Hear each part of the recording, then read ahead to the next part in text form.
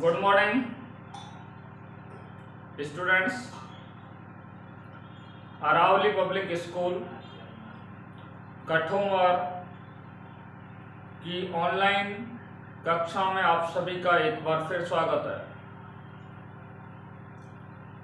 माध्यमिक बोर्ड परीक्षा में सर्वाधिक अंक लाने वाले सभी विद्यार्थियों को विद्यालय परिवार की ओर से हार्दिक बधाई एवं शुभकामनाएं। मैं मनमोहन शर्मा, बायोलॉजी लेक्चरर। आज हम लेसन नंबर फर्स्ट पर सबसे पहले चर्चा करने जा रहे हैं। लेसन फर्स्ट का नाम है जीव जगत, द लिविंग वर्ल्ड। ठीक है, इस चैप्टर पर हम बात करने जा रहे हैं और इस बिंदु पर बात करने से पहले हम आपसे चर्चा कर रहे हैं मीनिंग ऑफ बायोलॉजी, जीव विज्ञान के अर्थ के बारे में आपसे बात करने जा रहे हैं। What is the meaning of biology, जीव विज्ञान का क्या अर्थ है। देखिए, तो बात करते हैं बायोलॉजी के बारे में।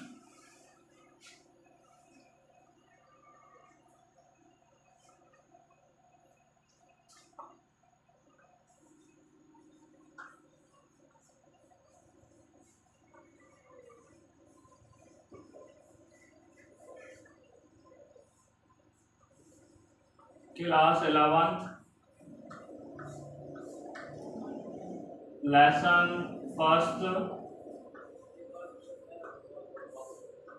जीव जगत,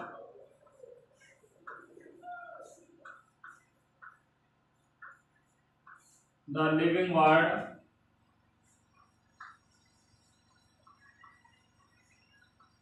द लिविंग वर्ल्ड।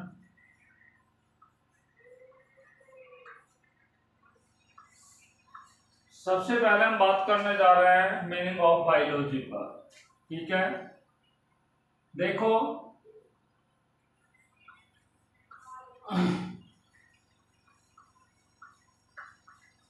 जीव विज्ञान, जीव विज्ञान को अंग्रेजी में क्या बोलते हैं? बायोलॉजी।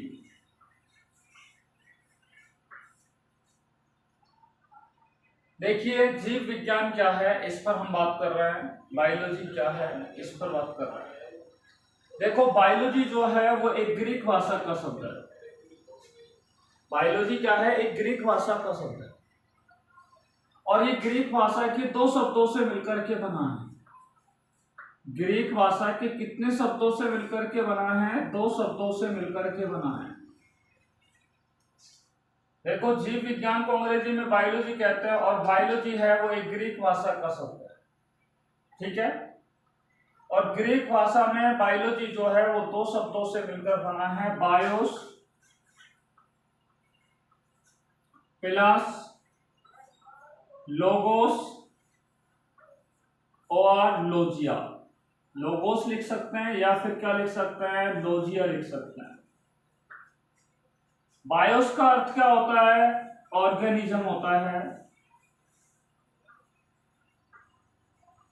और ऑर्गेनिज्म का अर्थ यहां पर क्या होगा? लाइफ होता है। लोगोस और लोजिया का अर्थ क्या होता है? स्टडी, और स्टडी का अर्थ क्या होता है? अध्ययन करना। ठीक है, और लाइफ का अर्थ होता है जीवन।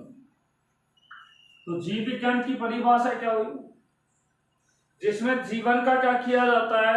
अध्ययन किया जाता है। जिसमें जीवन का अध्ययन किया जाता है उसे क्या कहा जाता है? जीव विज्ञान कहा जाता है। Study about life that is known as biology. परंतु ये एक स्पेसिफिक परिभाषा नहीं। हम इसको देखो, जीवन किनका होता है? सजीव जो होते हैं उनमें जीवन पाया जाता है, आप अच्छी तरीके से जानते हैं। और सजीव जो होते हैं वो दो प्रकार के हैं पृथ्वी पर, एक पादप होते हैं और दूसरे क्या होते हैं? जंतु होते हैं। अर्थात पादप और जंतुओं का अध्ययन जिस विज्ञान में किया जाता है उसे क्या कहते हैं? बायोलॉजी या जीव विज्ञान कहते हैं। पादप और जंतुओं का जिसमें अध्ययन किया जाता है, पादप और जंतु क्या है? सजीव, अर्थात जिसमें सजीवों का अध्ययन किया जाता है वो क्या कहलाती है? जीव विज्ञान कहलाती है। या पादप जंतुओं को हम क्या बोल सकते हैं, जीवधारी बोल सकते हैं। अर्थात जिसमें जीवधारियों का क्या किया जाता है, अध्ययन किया जाता है, उसे क्या कहा जाता है, जीव विज्ञान कहा जाता है। तो अब हम इसकी एक स्पेसिफिक परिभाषा बोलने जा रहे हैं, ठीक है। जीव विज्ञान की एक विशिष्ट परिभाषा आपको बताने जा रहे हैं। क्या परिभाषा हुई, देखो जीव विज्ञान किसकी शाखा है, विज्ञान की शाखा है। जीव विज्ञान या बायोलॉजी किसकी शाखा है, विज्ञान की शाखा है। तो विज्ञान की वह शाखा जिसके अंतर्गत पौधे और जंतुओं का क्या किया जाता है, अध्ययन किया जाता है। विज्ञान की वह शाखा जिसके अंतर्गत पौधे और जंतुओं का क्या किया जाता है, अध्ययन किया जाता है, उसे क्या कहा जाता है, जीव विज्ञान या बायोलॉजी कहा जाता है। The branch of science in which study about plant and animals, that is known as biology। विज्ञान की वह शाखा जिसके अंतर्गत किनका अध्ययन किया जाता है, पौधों का और जंतुओं का अध्ययन किया जाता है, उसे क्या कहा जाता है, जीव विज्ञान कहा जाता है, ठीक है। तो विज्ञान की वह शाखा जिसके अंतर्गत पौधे और जंतुओं का अध्ययन किया जाता है, उसे क्या कहा जाता है, जीव विज्ञान कहा जाता है। सामान्य परिभाषा हम दे चुके हैं कि जिसमें जीवन का क्या किया जाता है, अध्ययन किया जाता है। यूं भी बोल सकते हैं कि विज्ञान की वह शाखा जिसके अंतर्गत जीवन का अध्ययन किया जाता है, ठीक है। और पृथ्वी पर जो जीवन प्राप्त है वो दो ही जीवों को प्राप्त है, या तो पादपों को या फिर जंतुओं को, ठीक है। तो वो सारे कौन आते हैं, सजीवों के अंतर्गत आते हैं। किसके अंतर्गत आते हैं, सजीवों के अंतर्गत आते हैं। देखो बायोलॉजी शब्द का प्रयोग, आगे हम बढ़ रहे हैं यहां से। बायोलॉजी शब्द का प्रयोग जो किया था, या जीव विज्ञान शब्द का प्रयोग सबसे पहले जो किया गया था, वो फ्रांस के एक वैज्ञानिक थे जिनका नाम था लामार्क। बायोलॉजी शब्द का प्रयोग फ्रांस के वैज्ञानिक लामार्क के द्वारा किया गया था। और जर्मनी के कौन से वैज्ञानिक थे, ट्रेविरेनस नाम के वैज्ञानिक थे। जर्मनी के ट्रेविरेनस और फ्रांस के लामार्क नामक वैज्ञानिक ने सबसे पहले बायोलॉजी शब्द का प्रयोग कौन से सन में किया था, 1802 में किया था। तो बायोलॉजी शब्द का प्रयोग सबसे पहले 1802 में फ्रांस के लामार्क और जर्मनी के ट्रेविरेनस नामक वैज्ञानिक ने किया था, ठीक है। हम कह सकते हैं biology word was first used by Lamarck and Treviranus in 1802, ठीक है। तो जीव विज्ञान शब्द का प्रयोग सबसे पहले लामार्क और ट्रेविरेनस ने किया, 1802 में किया। देखिए हमने अभी तक बायोलॉजी के बारे में यहाँ पे पढ़ लिया है, ठीक है, कि जीव विज्ञान क्या है और जीव विज्ञान या बायोलॉजी शब्द का प्रयोग सबसे पहले किसने किया। अब हम बात करने जा रहे हैं नेक्स्ट टॉपिक पर, ब्रांचेज ऑफ बायोलॉजी। देखिए मैं आपको बता दूं, जीव विज्ञान का विस्तृत रूप से अध्ययन जो किया गया था वो सबसे पहले एक दार्शनिक थे, ठीक है, उन्होंने किया। वो एक वैज्ञानिक भी थे और उनका नाम था अरस्तु। बायोलॉजी का विस्तृत रूप से जो अध्ययन किया गया था वो एक दार्शनिक या एक वैज्ञानिक थे। दार्शनिक के साथ साथ वो वैज्ञानिक भी थे। उन्होंने सबसे पहले क्या किया था, बायोलॉजी का विस्तृत रूप से क्या किया था, अध्ययन किया था, ठीक है।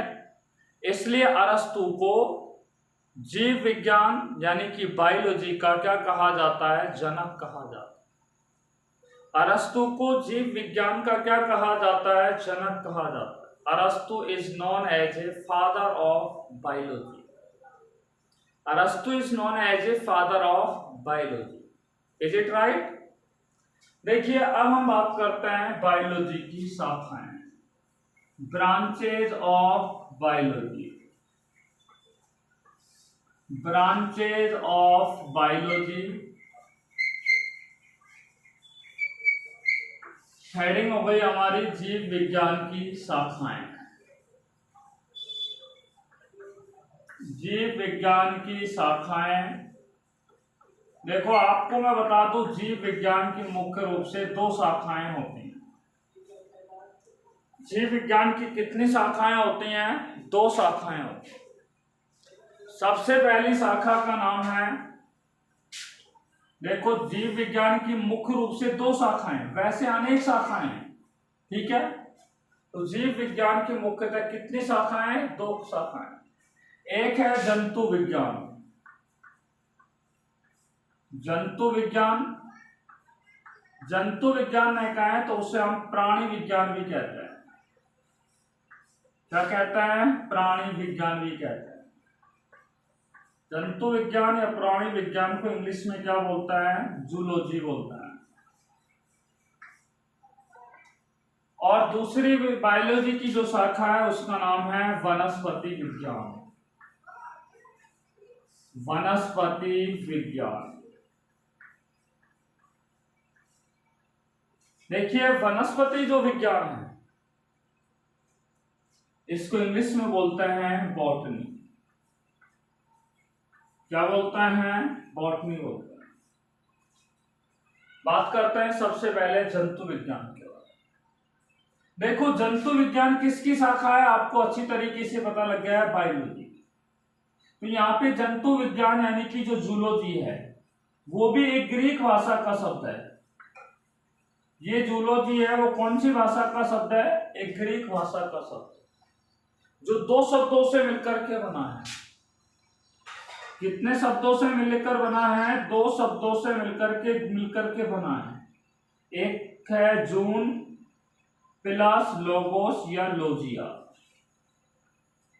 जून का अर्थ होता है एनिमल। जून का अर्थ क्या होता है? एनिमल। और लोगोस का अर्थ क्या होता है? स्टडी। एनिमल का अर्थ क्या हो गया? जंतु। और स्टडी का अर्थ आपको मैंने बता दिया, अध्ययन करना। अर्थात जंतुओं का जिसमें अध्ययन किया जाता है। जंतुओं का क्या किया जाता है? अध्ययन किया जाता है। उसे क्या कहा जाता है? जंतु विज्ञान कहा जाता है। जिसमें जंतुओं का अध्ययन किया जाता है उसे जंतु विज्ञान या प्राणी विज्ञान कहते हैं। ठीक है, ये तो एक जनरल परिभाषा है। तो जंतु विज्ञान किसकी शाखा है? बायोलॉजी की, जीव विज्ञान की। तो हम कहेंगे जीव विज्ञान की वह शाखा, जीव विज्ञान की वह शाखा जिसके अंतर्गत विभिन्न प्रकार के जंतुओं का क्या किया जाता है? अध्ययन किया जाता है। The branch of biology in which studied about different type of animals, that is known as zoology। ठीक है, जंतु विज्ञान की वह शाखा जिसके अंतर्गत विभिन्न प्रकार के जंतुओं का, जीव विज्ञान की वह शाखा जिसके अंतर्गत विभिन्न प्रकार के जंतुओं का क्या किया जाता है? अध्ययन किया जाता है। उसे क्या कहा जाता है? जंतु विज्ञान कहा जाता है। देखिए मैं आपको बता दूं, अरस्तु नाम का जो वैज्ञानिक था, उस अरस्तु नामक वैज्ञानिक ने, मैंने आपको बायोलॉजी में भी चर्चा नहीं की थी जीव विज्ञान के, अरस्तु ने भी जीव विज्ञान के एक दार्शनिक भी था और दार्शनिक होने के साथ साथ उन्होंने जीव विज्ञान पर भी विस्तृत रूप से अध्ययन किया। और मैंने आपको बताया पहले भी कि जो पादप होते हैं, ठीक है, पादप जो होते हैं उनको आकार की दृष्टि से इन्होंने 3 भागों में बांटा। अरस्तु ने पौधों को आकार की के आधार पर 3 भागों में बांटा। एक होते हैं शाकीय पादप। शाकीय पादप वे होते हैं जो आकार की दृष्टि से छोटे होते हैं, जैसे पालक है, बथुआ है, मेथी है, हरा धनिया है, पुदीना है। ये पादप ऐसे होते हैं जिनका आकार बहुत ही छोटा होता है। ठीक है, तो आकार की दृष्टि से 3 भागों में बांटा। पहला हो गया शाकीय पादप। दूसरे जो होते हैं वो झाड़ीदार पादप, जिनको सर्प बोलते हैं। और झाड़ीदार जो पादप होते हैं उनका आकार कितना होता है? ज्यादा बड़ा नहीं होता है, इतना बड़ा होता है। ठीक है, यानी कि जैसे बेर की झाड़ियां आती हैं, बेर वाले पौधे होते हैं, ठीक है, जिनसे बेर हमें प्राप्त हो, तो वो झाड़ीदार पादप होते हैं। कौन से पादप होते हैं? झाड़ीदार पादप होते हैं। Is it clear? तो दूसरे पॉइंट भी आपको समझ में आ गया। तो दूसरे पादप होते हैं झाड़ीदार पादप, जिनका आकार शाकीय पादपों से थोड़ा सा बड़ा होता है। और तीसरे पौधे होते हैं जिन्हें वृक्ष कहा जाता है, ट्री कहा जाता है। वो आकार की दृष्टि से इन दोनों से क्या है, बहुत ही बड़े होते हैं, विशालकाय होते हैं। इसलिए अरस्तु ने पादपों को आकार की दृष्टि से 3 भागों में बांटा। ठीक है। इसी तरीके से अरस्तु नामक वैज्ञानिक ने जंतुओं को भी रक्त के रंग की उपस्थिति के आधार पर, जंतुओं को रक्त के रंग की उपस्थिति के आधार पर कितने भागों में बांटा है? 2 भागों में बांटा है। अरस्तु ने जंतुओं को रक्त के रंग की उपस्थिति के आधार पर, रक्त के रंग की उपस्थिति के आधार पर, रंग की उपस्थिति के आधार पर जंतुओं को कितने भागों में बांटा है? 2 भागों में बांटा है। एक का नाम है इने इमा और दूसरे का नाम है एने इमा। इना इमा क्या है, ये ध्यान से सुनना। ऐसे जंतु जिनके रुधिर का रंग लाल होता है, ऐसे जंतु जिनके रुधिर का रंग लाल होता है, क्यों होता है? क्योंकि उनके रुधिर में क्या पाया जाता है? हीमोग्लोबिन वर्णक पाया जाता है। मोस्टली जंतुओं के रुधिर का रंग कैसा होता है? लाल होता है। दूसरा है एनेइमा। तो एनेइमा जंतु जो होते हैं उनके रुधिर का रंग जो होता है वो लाल नहीं होता है, उनके रुधिर का रंग लाल नहीं होता है। ठीक है। उन जंतुओं के रुधिर का रंग नीला होता है, क्योंकि वहां पे हीमोग्लोबिन वर्णक के स्थान पर क्या पाया जाता है? हीमोसाइनिन वर्णक पाया जाता है। खास तौर से मोलस्का संघ के जंतु और आर्थ्रोपोडा संघ के अंदर इंसेक्टा वर्ग के जो जंतु होते हैं उनका रुधिर का रंग कैसा होता है? नीला होता है। इसलिए जंतुओं को रुधिर के रंग की उपस्थिति के आधार पर अरस्तु ने कितने भागों में बांटा? 2 भागों में, इने इमा और एने इमा। इसलिए अरस्तु को जीव विज्ञान का और जंतु विज्ञान का क्या कहा जाता है? जनक कहा जाता है। अरस्तु को किसका जनक कहा जाता है? जीव विज्ञान का भी जनक कहा जाता है और किसका कहा जाता है? जंतु विज्ञान का भी क्या कहा जाता है? जनक कहा जाता है। जीव विज्ञान का भी जनक कहा जाता है और इसे किसका जनक कहा जाता है? जंतु विज्ञान का भी इसे क्या कहा जाता है? जनक कहा जाता है। ठीक है। अरस्तु is known as a father of biology and zoology. बात समझ में आ गई? अरस्तु को जीव विज्ञान और जंतु विज्ञान का क्या कहा जाता है? जनक कहा जाता है। अरस्तु को जंतु विज्ञान और जीव विज्ञान का क्या कहा जाता है? जनक कहा जाता है। यहां तक हमने आपसे क्या कर लिया है? चर्चा कर ली है। ठीक है। देखिए, इसके बाद हम जो बात करने जा रहे हैं वो नेक्स्ट टॉपिक है हमारा वनस्पति विज्ञान। आपको बताया कि जीव विज्ञान की 2 शाखाएं, एक शाखा है जंतु विज्ञान और दूसरी कौन सी है? वनस्पति विज्ञान। नाम से आपको स्पष्ट लग रहा है। वनस्पति का अर्थ होता है पेड़ पौधे। ठीक है। यानी कि जिसमें विभिन्न प्रकार के जो पेड़ पौधे होते हैं उन विभिन्न प्रकार के पेड़ पौधों का क्या किया जाता है? अध्ययन किया जाता है। तो वनस्पति विज्ञान किसकी शाखा है? जीव विज्ञान की शाखा है। किसकी शाखा है? जीव विज्ञान की शाखा है। ठीक है। और जीव विज्ञान की शाखा, इस वनस्पति विज्ञान जो है वो जीव विज्ञान की शाखा है। तो जीव विज्ञान की वह शाखा जिसके अंतर्गत विभिन्न प्रकार के पेड़ पौधे का जो अध्ययन किया जाता है, जीव विज्ञान की वह शाखा जिसके अंतर्गत विभिन्न प्रकार के पादपों के बारे में जो अध्ययन किया जाता है, पादपों के आकार की के बारे में अध्ययन किया जाता है, पादपों की बाह्य संरचना के बारे में अध्ययन किया जाता है, उनकी कार्यकी के बारे में अध्ययन किया जाता है, उसे क्या कहा जाता है? वनस्पति विज्ञान कहा जाता है। ठीक है। तो वनस्पति विज्ञान किसे कहते हैं? सिंपल परिभाषा हो गई, जिसमें पेड़ पौधों का अध्ययन किया जाता है वो वनस्पति विज्ञान होती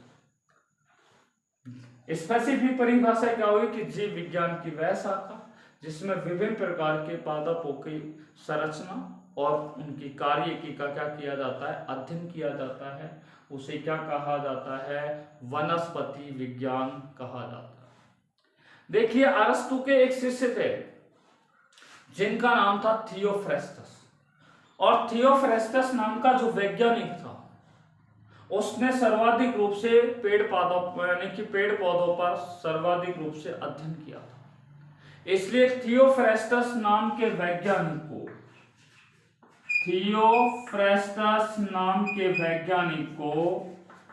क्या कहा जाता है, वनस्पति विज्ञान का जनक कहा जाता है। थियोफ्रेस्टस नामक वैज्ञानिक को वनस्पति विज्ञान का क्या कहा जाता है, जनक कहा जाता है। Is it clear? तो थियोफ्रेस्टस को वनस्पति विज्ञान का क्या कहते हैं, जनक कहते हैं। तो हमने यहाँ पर बात कर ली है जीव विज्ञान की शाखाएं। जीव विज्ञान की दो शाखाएं होती हैं मुख्य रूप से, एक जंतु विज्ञान, दूसरी होती है वनस्पति विज्ञान। जंतु विज्ञान को इंग्लिश में जूलॉजी बोलते हैं। जूलॉजी एक ग्रीक भाषा का शब्द है, ठीक है, और ग्रीक भाषा में जूलॉजी दो शब्दों से मिलकर के बना है, जून प्लस लोगोस। जून का अर्थ होता है एनिमल, एनिमल को बोलते हैं जंतु, और स्टडी का अर्थ होता है अध्ययन करना, जिसमें जंतुओं का अध्ययन किया जाता है। मैंने बताया जंतु विज्ञान किसकी शाखा है, बायोलॉजी की है। तो जीव विज्ञान की वह शाखा जिसके अंतर्गत जंतुओं का अध्ययन किया जाता है। जंतुओं का जो भी अध्ययन किया जाता है वो उनकी आकार का अध्ययन किया जाता है, उनकी कार्यकी का अध्ययन किया जाता है, ठीक है। तो उनकी बाह्य संरचना कैसी है, उनकी आंतरिक संरचना क्या है, उनको हम किस आधार पर पहचाने, उनके मुख्य लक्षण क्या है, उनके कार्य क्या है, तो इन सभी चीजों का क्या किया जाता है, इस जंतु विज्ञान में अध्ययन किया जाता है। उनका आर्थिक महत्व क्या है, वो किस प्रकार से हमारे लिए, मानव के लिए हानिकारक है, तो इन सभी चीजों का अध्ययन उस जंतु विज्ञान के अंदर किया जाता है। वनस्पति विज्ञान ही दूसरी जीव विज्ञान की शाखा है, जिसमें विभिन्न प्रकार, वनस्पति विज्ञान किसकी शाखा है, जीव विज्ञान की शाखा है। तो जीव विज्ञान की वह शाखा जिसमें विभिन्न प्रकार के पादपों का अध्ययन किया जाता है, अर्थात विभिन्न प्रकार के पादपों के आकार के बारे में और उनकी कार्यकी के बारे में जो अध्ययन किया जाता है उसे क्या कहा जाता है, वनस्पति विज्ञान कहा जाता है। थियोफ्रेस्टस को वनस्पति विज्ञान का जनक कहा जाता है और अरस्तु को जंतु विज्ञान और जीव विज्ञान का क्या कहा जाता है, जनक कहा जाता है। देखिए हमने यहाँ पर बायोलॉजी का अर्थ पढ़ लिया है। बायोलॉजी का अर्थ क्या है, बायोलॉजी की शाखाएं क्या है, ठीक है। आपको मैं बता दूं पृथ्वी पर भिन्न भिन्न प्रकार के पेड़ पौधे और जीव जंतु पाए जाते हैं, ठीक है। और वे पेड़ पौधे और जीव जंतु होते हैं वो भिन्न भिन्न आवासों के अंदर क्या है, पाए जाते हैं। वे पेड़ पौधे और जीव जंतु कहां पर पाए जाते हैं, भिन्न भिन्न आवासों में पाए जाते हैं। जैसे आपको बता दूं कुछ जंतु जो होते हैं वो स्थलीय भागों में पाए जाते हैं, कुछ जंतु ऐसे होते हैं जो जल में पाए जाते हैं, कुछ जल में भी लवणीय जल में पाए जाते हैं, तो कुछ अलवणीय जल के अंदर पाए जाते हैं, कुछ ऐसे भी होते हैं जो गर्म जल के अंदर पाए जाते हैं, ठीक है। कुछ ऐसे होते हैं जो ठंडे प्रदेशों में पाए जाते हैं, कुछ ऐसे भी जंतु होते हैं जो ध्रुवीय प्रदेशों के अंदर पाए जाते हैं। इसी तरीके से कुछ पादप होते हैं, ठीक है, वो जल में पाए जाते हैं, तो कुछ स्थल में पाए जाते हैं, कुछ रेगिस्तान में पाए जाते हैं, कुछ समावास के अंदर पाए जाते हैं। तो जो जीव हैं वो विभिन्न प्रकार के आवासों में पाए जाते हैं। भिन्न भिन्न प्रकार के जो जीव जंतु होते हैं वो भिन्न भिन्न प्रकार के आवासों में क्या है, विद्यमान रहते हैं या पाए जाते हैं, ठीक है। मैंने आपको बताया कि जीवन की परिभाषा देना हमारे लिए बहुत ही कठिन है, और जीवन किसके द्वारा जिया जाता है, सजीवों के द्वारा दिया जाता है। इसलिए जीवन को हम एक परिभाषा में, ठीक है, हम बांध नहीं सकते। जीवन को समझने के लिए हमें यहाँ पर सजीवों के लक्षणों का क्या करना पड़ेगा, अध्ययन करना पड़ेगा, ठीक है। तो हम पहला टॉपिक इस चैप्टर का पढ़ रहे हैं, सजीवों के लक्षण, ठीक है। सजीवों के क्या लक्षण होते हैं, इस बिंदु पर आपसे चर्चा करने जा रहे हैं। आइए बात करते हैं सजीवों के लक्षणों पर। और जब सजीवों के लक्षणों के बारे में हमें जानकारी हो जाएगी तो हम आसानी से जीवन का अर्थ क्या है समझ जाएंगे। ठीक है, देखिए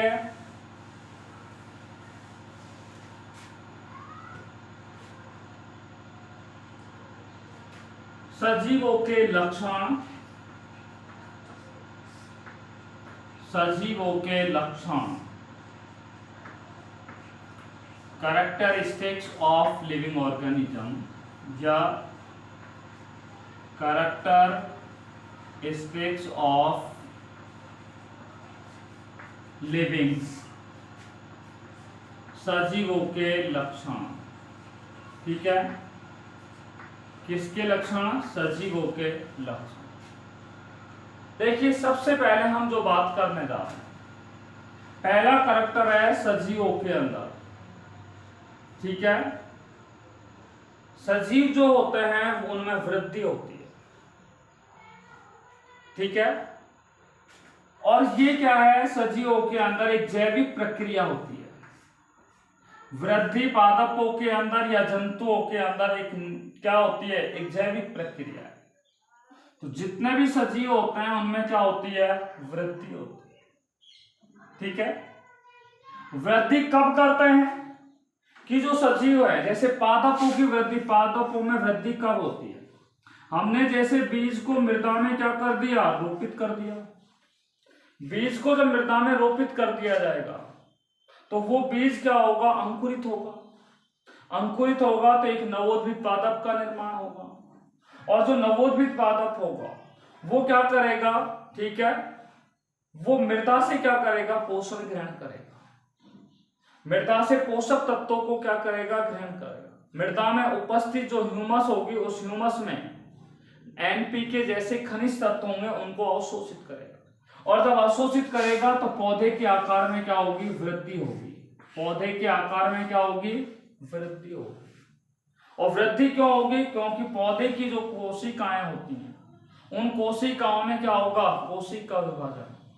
और कोशिका विभाजन होने पर उन पादपों में क्या होगा, वृद्धि होगा। आप देखिए जंतुओं की वृद्धि की बात करें, एक नवजात शिशु जो होता है, जो जन्म ले लेता है, ठीक है, उस मानव के नवजात शिशु की लंबाई 18 से 20 सेंटीमीटर होती है। ठीक है, और उस नवजात शिशु है वो धीरे धीरे क्या है, पोषण ग्रहण करता है। वो कार्बोहाइड्रेट ग्रहण करता है, प्रोटीन ग्रहण करता है, वसा ग्रहण करता है। ठीक है, और वो आप देखिए उसका आकार कुछ समय पश्चात, ठीक है, 10-15 साल बाद उसका आकार कैसा है, उसकी लंबाई बढ़ जाती है, उसकी मोटाई बढ़ जाती है, उसकी आकार आकृति में परिवर्तन हो जाते हैं। तो ये क्यों होता है, क्योंकि उसकी कोशिकाओं में, ठीक है, उस नवजात शिशु की कोशिकाओं ने पोषण ग्रहण किया है, जिसके फलस्वरूप उनमें कोशिका विभाजन हुआ है। और कोशिका विभाजन होने के कारण उन जीवों के अंदर क्या होती है, वृद्धि होती है। ठीक है डियर स्टूडेंट, लास्ट वीडियो में, सॉरी डियर स्टूडेंट, आने वाले वीडियो में हम सजीवों के लक्षणों पर विस्तृत रूप से अध्ययन करेंगे। Till then all of you take care by corona, be safe, be happy, thanks very much.